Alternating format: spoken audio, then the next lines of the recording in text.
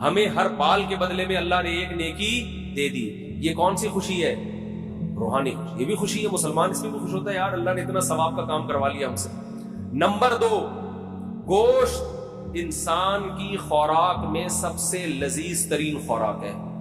وہ اتنی وافر مقدار میں مسلمان کو بقرعید میں ملتا ہے کہ اتنی وافر مقدار میں عام طور پہ پورا سال نہیں ملتا. اور اتنا تازہ، اتنا فریش میٹ،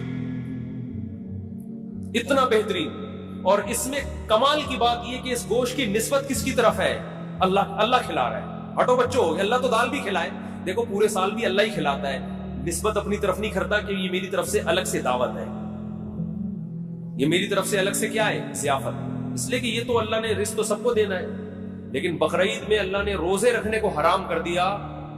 کیوں حرام کر دیا؟ کہ میری ضیافت سے اعراض لازم نہ آئے. آج میں نے دعوت کی اور تو کم بخت روزہ رکھ کے بیٹھا ہوا ہے، اس کا اپنا مزہ ہے. صحیح ہے نا؟ تو یہ گوشت ہمیں ڈائریکٹ، کیونکہ ہم جو جانور ذبح کرتے ہیں ہم نے تو قربان کر دیا نا. اب یہ ہمارا تھوڑی ہے، کس کا ہے یہ؟ قربانی کا مطلب آپ نے اللہ کو دے دیا. اب اللہ کہہ رہے ہیں میری طرف سے کیا ہے؟ پرمیشن ہے.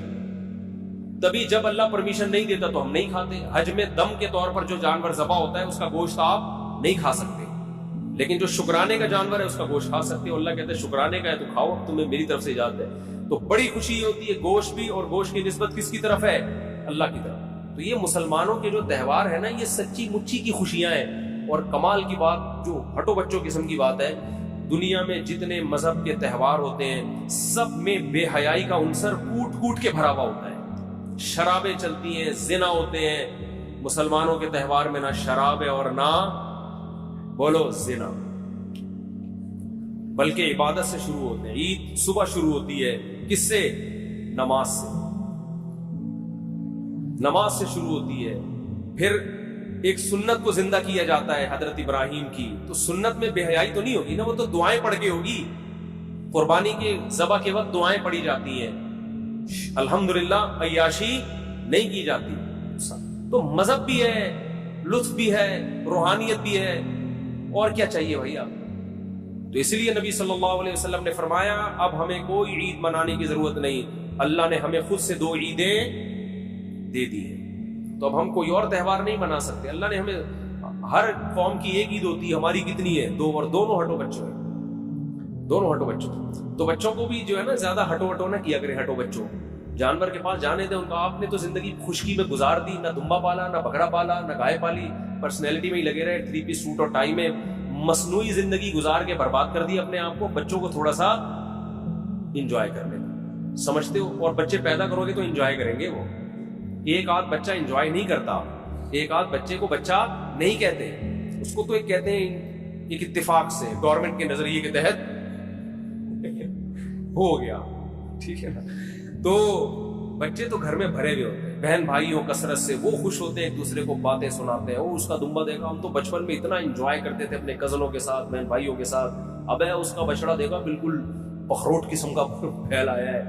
تو بچے کیسا انجوائے کر رہے ہوتے ہیں. تو گھر میں بچے ہوں گے تو زندگی میں مزہ ہوگا. مصنوعی زندگی میں اللہ نے لطف نہیں رکھا. 3 پیس سوٹ ٹائی پہنے آفس جانے سے پہلے، گھر میں آ کے اس کو اتار دیں. ٹھیک ہے نا؟ ہر جگہ ہر چیز اچھی نہیں لگتی.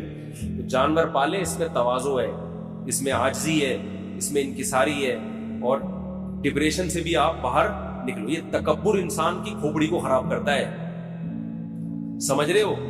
انسان کی کھوپڑی کو خراب کون سی چیز کرتی ہے؟ ہنسی مذاق والا آدمی ڈپریشن میں نہیں جاتا. اور جس کے میں تکبر ہوتا ہے وہ ہنسی مذاق، ایک تو چھچورا پن ہوتا ہے وہ غلط ہے، لیکن ایک طبیعت میں خوش مزاجی، جس کے تکبر ہوتا ہے وہ خوش مزاج نہیں ہوتا، وہ ہر وقت ناک میں مکھی بٹھا کے رکھتا ہے.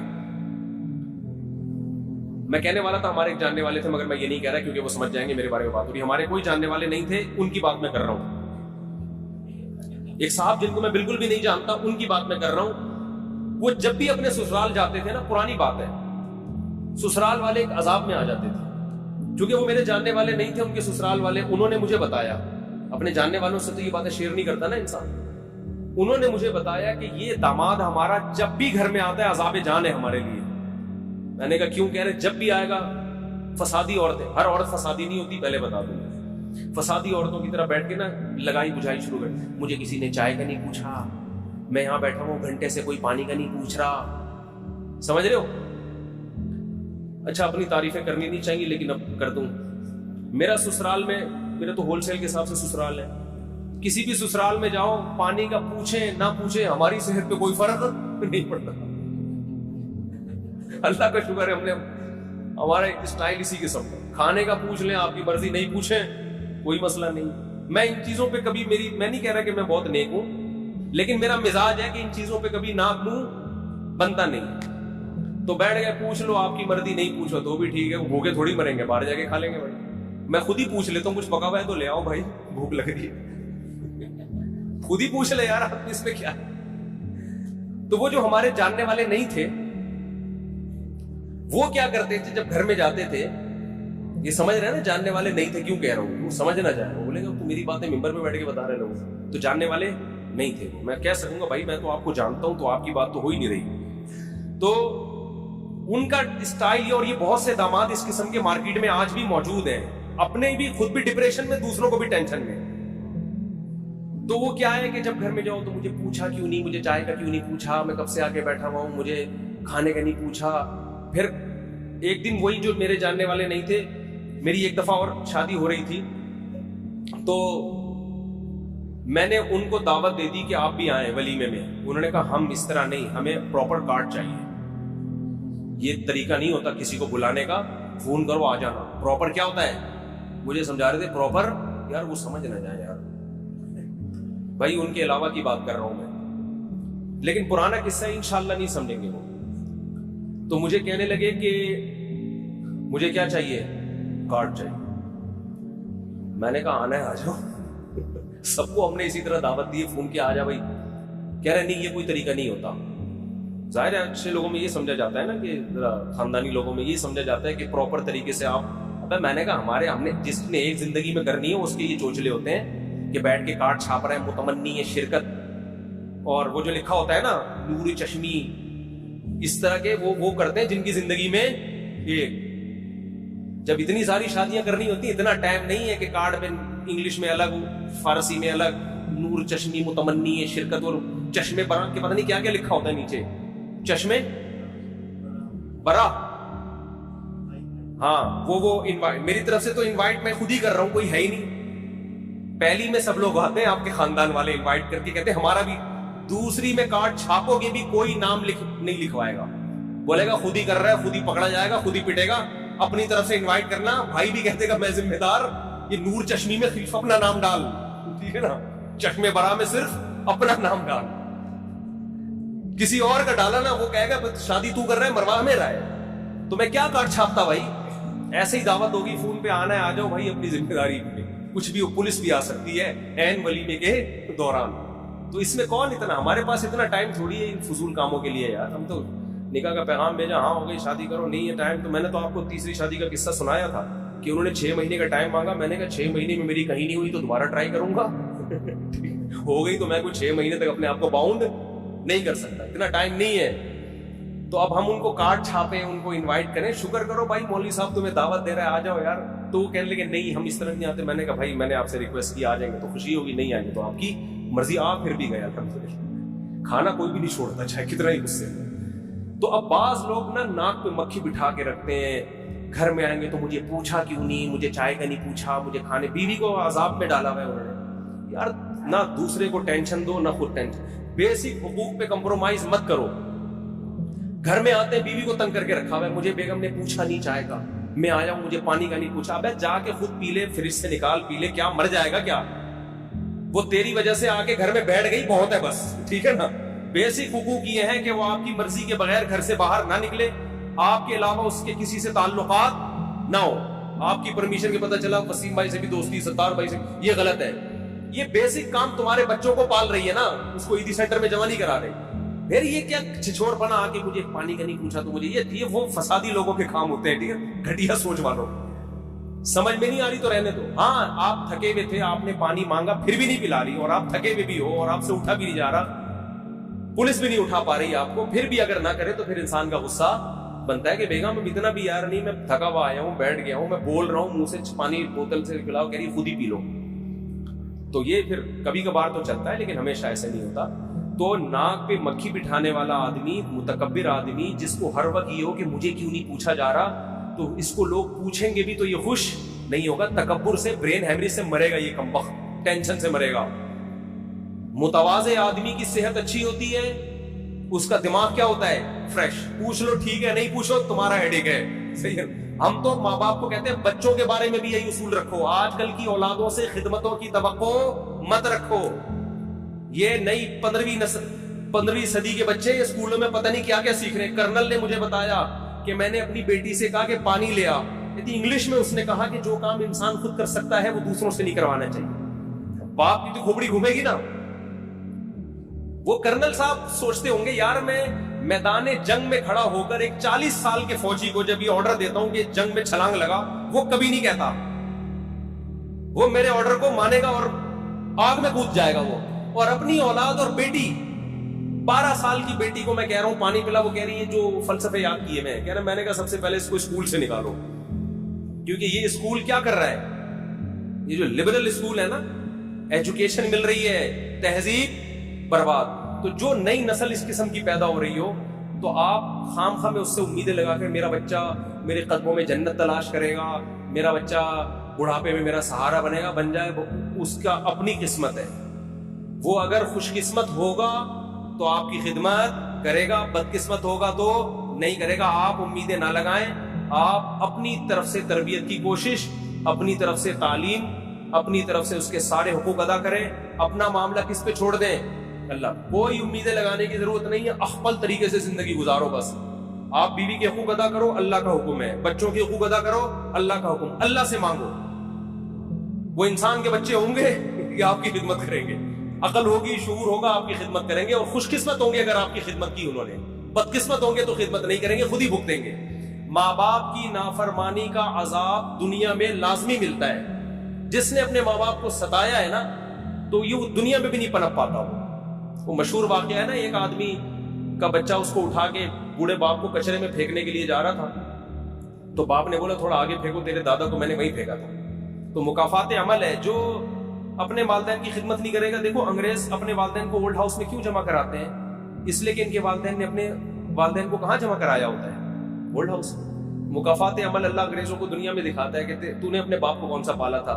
تو بلکہ میں نے تو یہاں تک ایک انگریز نے مجھے خود بتایا کہ ہمارے ہاں تو بوڑھے ماں باپ خود ہی کہہ دیتے ہیں ہمیں اولڈ ہاؤس میں جمع کرا دو, ہمیں پتہ ہے یہ ہم تمہارے لیے ٹینشن بنے ہوئے, تم خوشی سے نہیں پال رہے. تو ماں باپ خود کہتے ہیں ہمیں جمع کرا دو, ہمیں پتہ ہے تم خوشی سے خدمت نہیں کرو گے ہماری. ایک گورے نے مجھے خود بتایا. سمجھتے ہو, خود ہی کہہ رہے ہوتے ہیں بھائی ہمیں پتہ ہے یار یہ ہم عذاب بن رہے ہیں تمہارے لیے. تو کسی سے زیادہ امیدیں مت لگاؤ, آج کل کوئی کسی کا نہیں ہے بھائی. اللہ سے اپنا معاملہ صحیح رکھو, خدمت کرو, حقوق ادا کرو, اللہ اللہ کرو, خوشی خوشی خوشی. بکریوں سے دل بہلاؤ, پتھروں سے کہو راز دل. وہ ندیم شاد ایک شاعر ہے انڈیا کا, بڑا خاندانی شعر تھا اس نے. پتھروں سے کہو راز دل, یہ نہ دیں گے دغا آپ کو, اے ندیم آج کے دور میں آدمی کا بھروسہ نہیں. پتھروں سے پتھر جو ہے نا, اس سے اپنے غم کی باتیں شیئر کر لیا کرو, دکھ کی باتیں بیان کیا کرو. وہ آپ کی مدد نہیں کرے گا تو کم از کم دغا بھی نہیں دے گا, اپنے سینے میں محفوظ رکھے گا آپ کا. انسانوں سے اپنے دکھ شیئر کرو گے, خیر خواہ بنیں گے, لیکن آپ ہی کی جڑیں کاٹنا بولو شروع کرتے ہوتا ہے. پتھروں میں یہ خطرہ نہیں ہوتا. دوبارہ سنا دوں شعر, پتھروں سے کہو راز. بڑا خاندانی شاعر تھا لیکن آج کل اس کی شاعری مارکیٹ سے شارٹ ہو گئی. شروع میں ایک دم دمن کی شاعری ہے, میں نے کہا پتہ نہیں, لیکن وہ 2-4 اشعاری گھما رہے ہیں کافی. ندیم شاد تک ہمارا کوئی پیغام پہنچا دے, کچھ نیا مارکیٹ میں لاؤ یار, کیونکہ اردو زبان کی حفاظت یہ شاعر ہی کرتے ہیں. اس لیے مجھے ان شاعروں سے اس وجہ سے لگاؤ ہے کہ یہ اردو کے محافظ ہیں. تو پتھروں سے کہو راز دل, یہ نہ دیں گے دغا آپ کو, اے ندیم آج کے دور میں آدمی کا بھروسہ نہیں. ایک اور سنا دوں اسی خوشی میں. کل وہ شاید تجھے چھوڑ دے, ہاں کل وہ میری بھی آنگن میں تھی, جس پہ تجھ کو غرور آج ہے. سمجھ میں آ رہا ہے, جس پہ تو آج غرور کر رہے ہیں نا, کل وہ کہاں تھی. آخر میں بتاؤں گا کیا تھی, آپ پریشان نہ ہو, پتہ نہیں کون سی چیز چلی گئی. کل وہ میرے بھی آنگن میں تھی, جس پہ تجھ کو غرور آج ہے. کل وہ شاید تجھے چھوڑ دے, اس خوشی کا بھروسہ نہیں. جس خوشی پہ تو آج اترا رہا ہے, شاعر کہہ رہا ہے کل وہ میرے گھر میں بھی تھی, اور جیسے اس نے مجھے چھوڑا کل ہو سکتا ہے وہ تجھے چھوڑے. تو زیادہ فری ہونے کی ضرورت نہیں, زیادہ اترانے کی ضرورت نہیں ہے. خوشی ملے اللہ کا شکر ادا کرو, اتراؤ مت. یہ خوشیاں بھی دائمی نہیں ہوتی, یہ غم بھی دائمی نہیں ہوتے. سمجھتے ہو کہ نہیں سمجھتے؟ تو میں خلاصہ یہ بیان کر رہا تھا کہ بقرعید میں تھوڑا تکبر بھی خاک میں ملتا ہے ہمارا. جب گایوں کو لے کے گھومتے ہیں, صحیح ہے نا, ان کی سیوا کرتے ہیں, بکریوں کو کھلاتے ہیں, بکروں کو کھلاتے ہیں, تو تھوڑی جو پرسنالٹی ہے نا یہ 3 پیس سوٹ ٹائی والی, یہ تھوڑی کیا ہو جاتی ہے.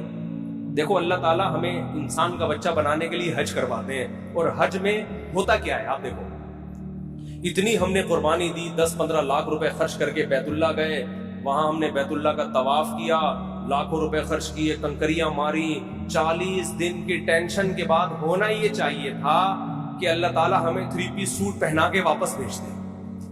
اللہ کہتے ہیں جانے سے پہلے ٹینڈ کروا لو. ٹھیک ہے, جانے سے پہلے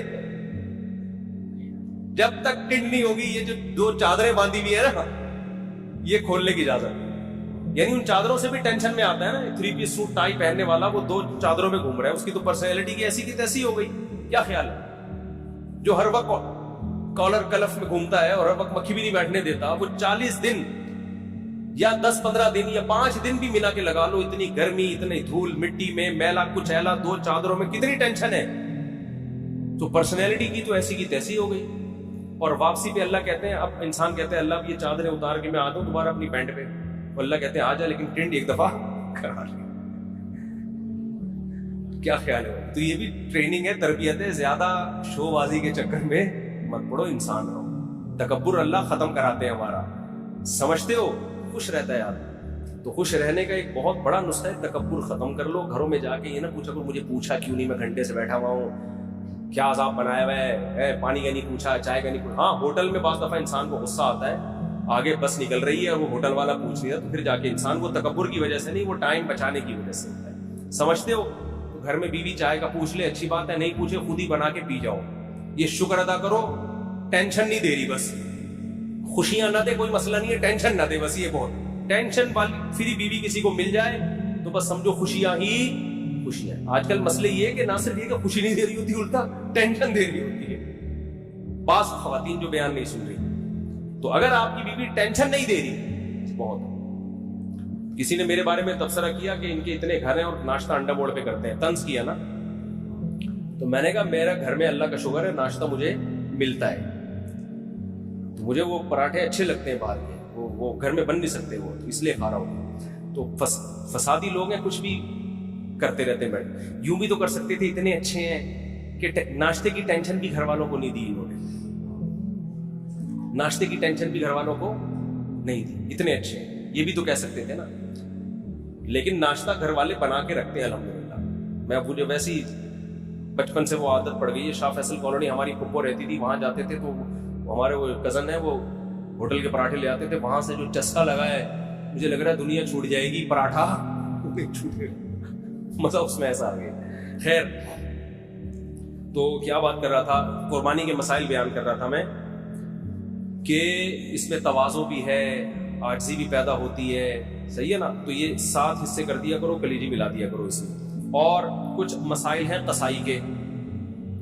قصائی لوگ ایک بہت بڑی بددیانتی یہ کرتے ہیں کہ 4 رگیں کاٹنے کے بعد اندر بھی چھرا مارتے ہیں اس کے جانور کو جلدی ٹھنڈا کرنے کے لیے. یہ عمل خلاف سنت ہے. 4 رگیں کاٹ کے چھوڑ دیں, بلڈ نکلنا چاہیے جانور کا, تھوڑی دیر تڑپے گا, بلڈ اس کا نکل جائے گا, گوشت صاف ہو جائے گا. لیکن کسائی کے پاس ٹائم نہیں ہوتا. بار بار کہتا ہوں کہ جو لوگ جانور پر تھے, جیسے ہی 4 رگیں کٹے وہ جانور کو چھوڑ کے کسائی پہ آ جائیں سارے کے سارے. اس کو کنٹرول کرنے کی اب ضرورت ہے, وہ کنٹرول سے باہر ہوتا ہے. اس کو کھڑا کرتے ہیں, بولے جب اس کو تڑپنے تو یہ جب یہ مر جائے گا, حلال ہو جائے گا, اس کے بعد آپ کو کھال اتارنے کی اجازت ہے. سمجھتے ہو کہ نہیں سمجھتے؟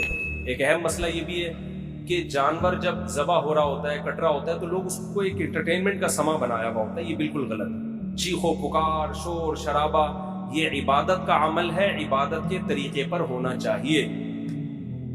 دعا پڑھنی چاہیے, انی وجہت وجہی للذی فطر السماوات والارض. نہیں یاد ہے تو دیکھ کے پڑھ لیں.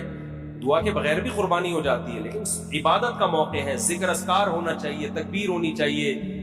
لیکن یہ جو شور شرابہ, ہلا گلا, یہ بالکل شریعت کے خلاف. بچوں کو کنٹرول کرنا چاہیے. ٹھیک ہے, اس سے پہلے وہ گھما رہے تھے جانور, انجوائے کر رہے تھے, اچھی بات ہے. لیکن جب ذبح ہونے کا ٹائم ہے, اس وقت یہ شور شرابہ, سیٹیاں, اچھل کود, یہ بالکل عبادت کے مزاج کے خلاف. سمجھتے ہو کہ نہیں سمجھتے؟ اور قصائی لوگ بہت دفعہ دیکھا ہے تکبیر نہیں پڑھتے جانور ذبح کرتے ہوئے. دیکھو جانور خود ذبح کیا کرو، خود ذبح کیا کرو جانور. تکبیر علماء کہتے ہیں جانور ذبح، اگر نیک آدمی جانور ذبح کرے گا اس کی بھی گوشت میں روحانیت آتی ہے، اس کے بھی اثرات آتے ہیں. تو خود ذبح کرو یا کسی نیک آدمی سے ذبح کروا لو.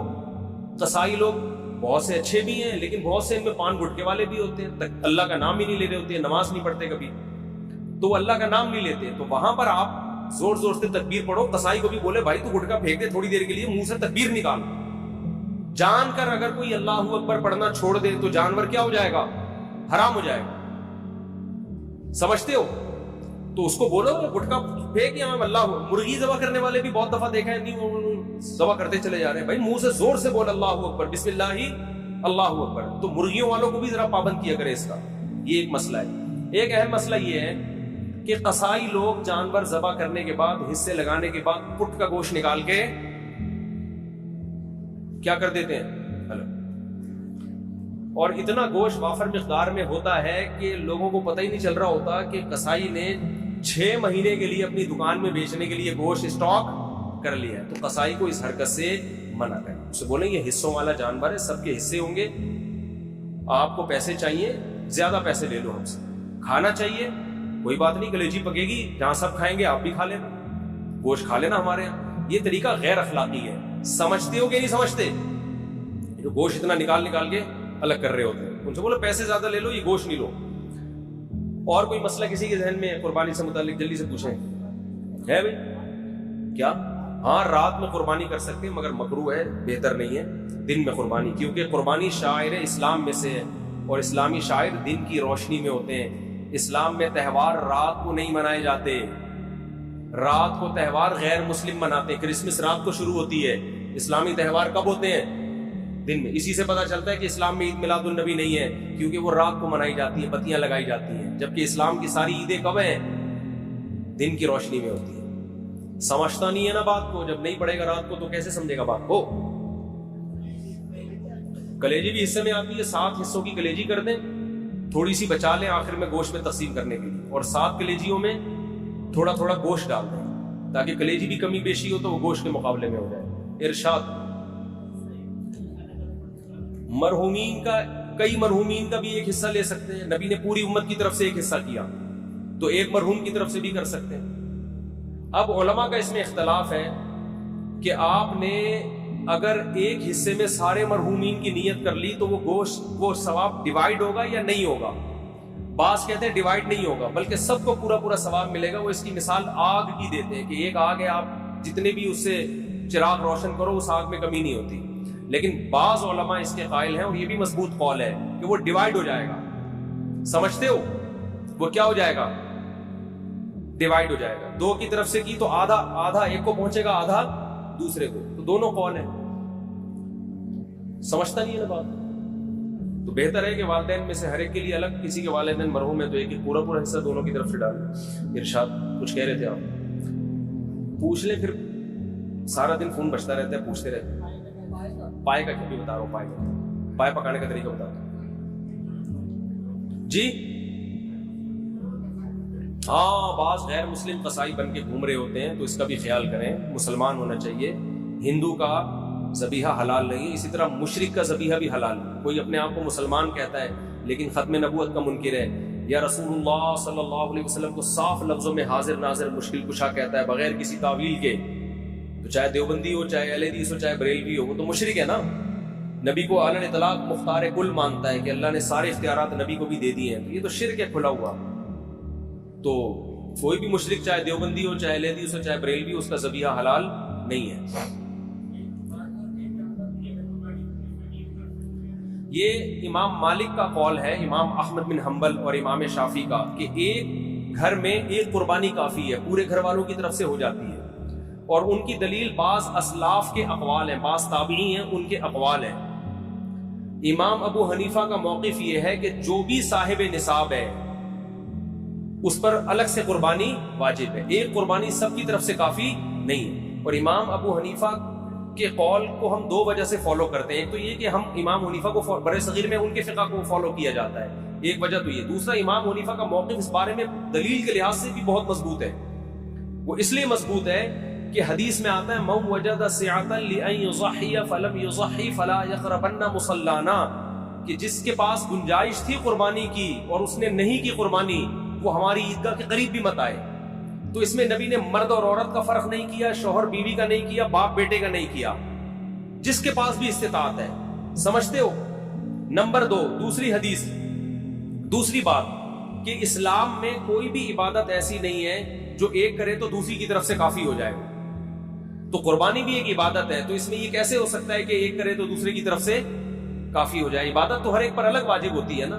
زکوٰۃ میاں بیوی دونوں کے پاس سونا ہے تو دونوں پہ الگ الگ زکوٰۃ ہے. تو قربانی بھی ایک مالی عبادت ہے. حج بھی دونوں پر الگ الگ ہے. حج بدل میں تو ایک وصیت کرتا ہے کہ میری طرف سے پیسہ بھی دے رہا ہوتا ہے, تو وہ تو اس کا نائب بن کے الگ سے اس کی طرف سے حج کر رہا ہوتا ہے. تو وہ بھی ایک حج دو آدمیوں کی طرف سے کافی نہیں ہوتا. تو قیاس کے لحاظ سے بھی امام حنیفہ کا موقف بہت مضبوط ہے, اور حدیث کے لحاظ سے بھی امام حنیفہ کا موقف بہت مضبوط ہے. اور اس لحاظ سے بھی مضبوط ہے کہ جب دلائل میں تعارض ہوتا ہے تو اصول یہ ہے کہ عبادت میں احتیاط کے پہلو کو ترجیح دی جاتی ہے, کیونکہ عبادت کس کا حق ہے؟ اللہ کا. تو احتیاط کا تقاضا بھی یہ ہے کہ اگر بیوی مالدار ہے تو اس پہ الگ سے قربانی واجب ہو, شوہر مالدار ہے تو اس پر الگ سے واجب. اور صحابہ کے دور میں اگر ایسی روایت ہمیں ملتی ہے نا کہ ایک نے سب کی طرف سے کی, تو اس کی وجہ یہ کہ اس دور میں عام طور پر گھر کا سربراہ ہی مالدار ہوا کرتا تھا, باقی تو سارے اس کے ماتحت ہوتے تھے. یہ رواج نہیں تھا کہ بیگم صاحبہ الگ کما رہی ہیں, میاں صاحب الگ ارننگ ہے, اس کی بیٹا الگ کما رہا ہے. یہ اس دور میں ہوا نہیں کرتا تھا عام طور پہ, اس لیے گھر کا سربراہ ہی کرتا تھا. آج کل بیٹے کی ارننگ بعض دفعہ باپ سے زیادہ ہوتی ہے, بیوی کے پاس سونا شوہر سے زیادہ ہوتا ہے, یہ بہت دفعہ ہو رہا ہے, تو وہ زیادہ مالدار ہے. تو اس لیے جو ہماری نظر میں راجح قول ہے, لیکن اختلافی مسئلہ ہے, عرب علماء کہتے ہیں ایک خاندان کی طرف سے ایک کافی ہے, لیکن ہماری نظر میں ایک تو بر صغیر میں فقہ حنفی کو فالو کیا جاتا ہے. ایک ملک میں اگر کسی فقہ کو فالو کیا جا رہا ہے تو آپ 1.5 انچ کی الگ سے مسجد کیوں بنا رہے ہو؟ یہ بھی تو غلط ہے نا, اس سے بھی تو اختلاف پیدا ہوتا ہے. تو جب سے اسلام آیا ہے بر صغیر میں فقہ حنفی ہی کی شکل میں آیا ہے, تو فقہ حنفی کو فالو کیا جاتا ہے. تو اس لیے بھی کہ دلائل کے لحاظ سے بھی امام ابو حنیفہ کی بات بہت زیادہ مضبوط ہے. تیسرا, اس لیے بھی کہ عبادت میں جب دونوں قول ملتے ہیں تو احتیاط کا تقاضا یہ ہے کہ اس قول پر عمل کیا جائے جس میں احتیاط زیادہ. سمجھتے ہو؟ اور چلو بھائی, کوئی مسئلہ, پائے کی تقسیم کیسے ہو؟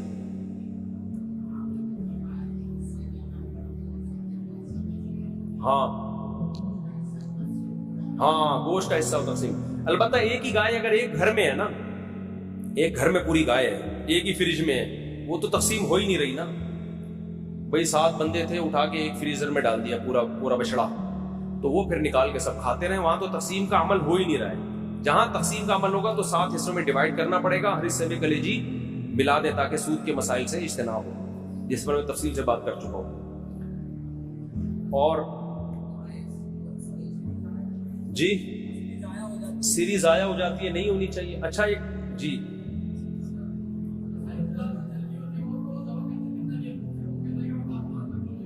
نہیں, ہاتھ رکھنے سے نہیں ہوگا. قصائی کی کونی پہ ہاتھ رکھ لیا تو قصائی ذبح ہو سکتا ہے, اس سے جانور ذبح نہیں ہو سکتا. چھری پہ ہاتھ رکھ کے چلائیں. ہاں, قصائی کو بولے تیرے پاس ٹائم نہیں ہے تو پھر آیا کیوں, ادھر بیٹھا آرام سے. میں نے بتایا نا گائے کو کنٹرول کرنا اتنا مشکل نہیں, قصائی کو کنٹرول کرنا زیادہ مشکل ہے. 2 قصائی کو کنٹرول کرنے کے لیے الگ سے بلا